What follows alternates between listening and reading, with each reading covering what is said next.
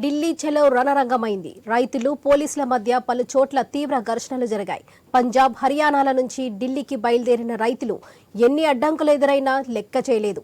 మరోవైపు వారు ప్రవేశించకుండా పోలీసులు అంతే స్థాయిలో అడ్డుకుంటున్నారు.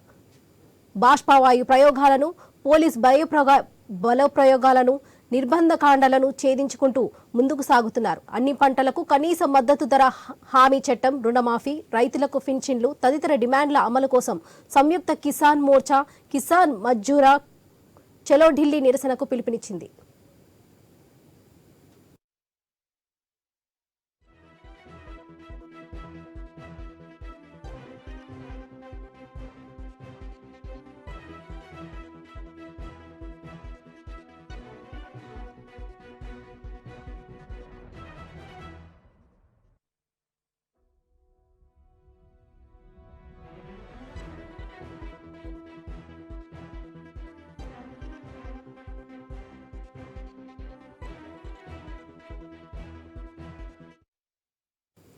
కేంద్ర మంత్రులతో రైతు నేతల చర్చలు విఫలం కావడంతో మంగళవారం ఉదయం 200 రైతు సంఘాల ఆధ్వర్యంలో పంజాబ్, హర్యానా, ఉత్తరప్రదేశ్ నుంచి 1,00,000 మందికి పైగా రైతులు ఈ నిరసన కార్యక్రమంలో పాల్గొనేందుకు బయలుదేరారు.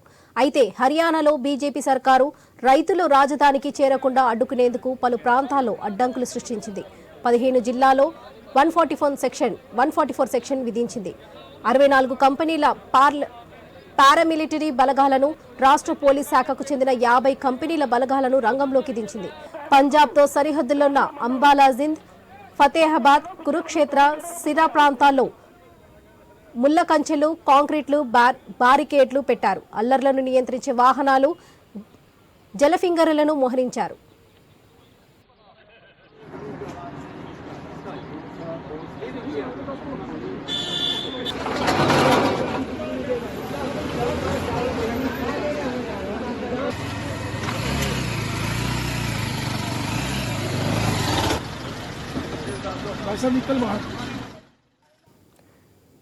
వాటిని ఛేదించుకొని ముందుకు వెళ్లే ప్రయత్నం చేసిన రైతులపై బాష్పవాయు ప్రయోగం చేశారు.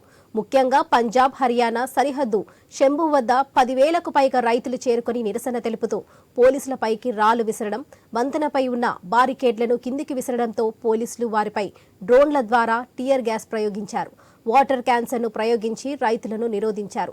ఇరు వర్గాల మధ్య కొన్ని గంటల పాటు ఈ ఘర్షణ కొనసాగింది.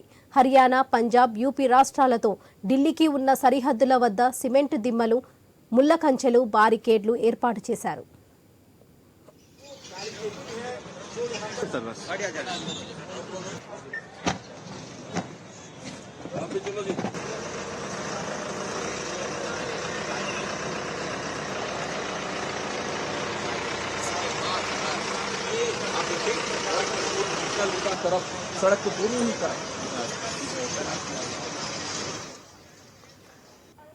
గతంలో రైతు ఉద్యమాలకు ప్రధాన నిరసన స్థలాలుగా ఉన్న సింగా, టిక్రీ సహా ఇతర పాయింట్ల వద్ద పోలీసులను భారీగా మోహరించారు. నిరసనల నేపథ్యంలో నగరంలో పోలీసుల ఆంక్షలతో వాహనదారులు తీవ్ర ఇబ్బందులు పడ్డారు. పలు చోట్ల భారీగా ట్రాఫిక్ జామ్ ఏర్పడింది. ఎర్రకోట ప్రాంగణాన్ని తాత్కాలికంగా మూసివేస్తామని, సందర్శకులను అనుమతించలేదని పురావస్తు శాఖ అధికారులు తెలిపారు.